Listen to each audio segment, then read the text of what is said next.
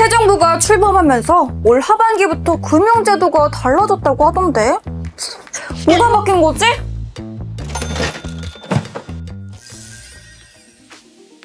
농하! 오늘도 따끈따끈한 금융 꿀팁을 가득 담아온 NH농협은행 아나운서 구혜빈입니다. 새 정부 출범으로 인해서 올 하반기부터 금융제도가 달라질 예정인데요. 예금자 보호 한도 상향, 대출 규제 변경, 소득공제 등 우리 집 가게에도 큰 영향을 미치기 때문에 꼼꼼하게 확인하셔야 합니다. 내게 필요한 혜택은 챙기고 불이익은 피하기 위해 알아야 할 하반기 정책들 지금부터 하나씩 알려드릴게요.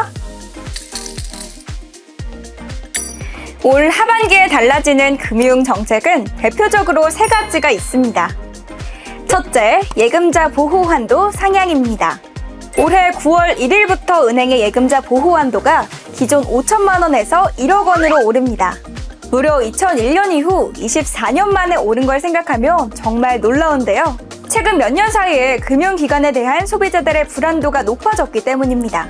이 제도로 금융회사가 파산 등으로 예금을 줄 수 없는 경우에도 이자 포함 최대 1억 원까지 돌려받을 수 있습니다. 또한 시중은행뿐만 아니라 농협, 신협, 수협, 저축은행 등 제2금융권과 보험사, 증권사에도 적용되며 퇴직연금, 연금, 저축, 사고보험금 한도 역시 1억 원으로 적용됩니다.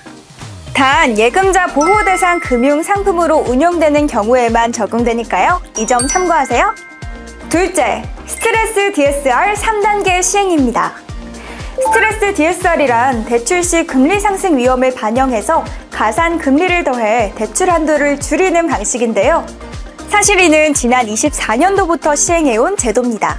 1단계에서는 주택담보대출에만 0.38%의 스트레스 금리가 적용됐고 2단계에서는 주택담보대출과 신용대출을 합산해서 0.75%가 적용됐는데요. 그러나 이런 규제를 도입했음에도 한국의 가계부채는 GDP 대비 세계 최고 수준을 기록했습니다. 이에 대출 한도 자체를 조절하기 위해서 정부는 스트레스 DSR 3단계를 도입했는데요.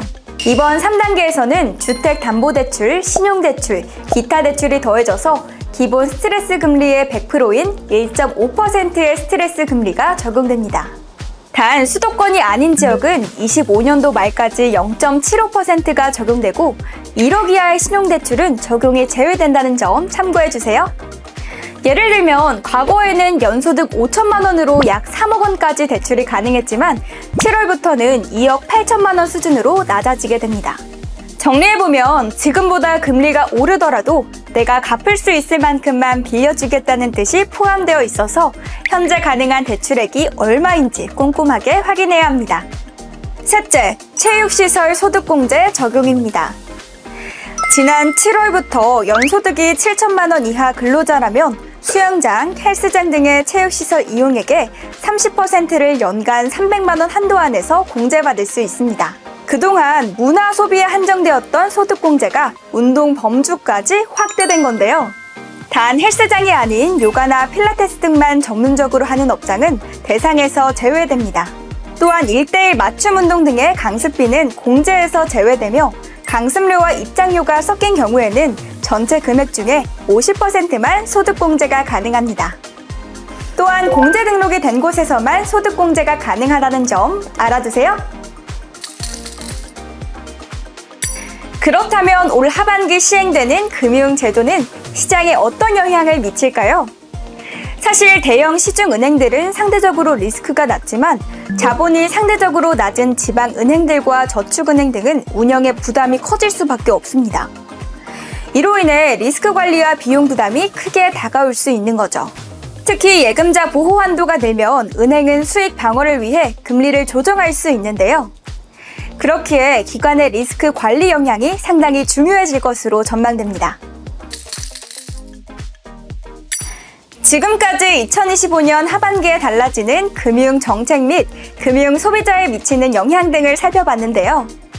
현명한 금융생활을 원한다면 내게 해당되는 제도는 무엇인지 체크하는 거 잊지 마세요.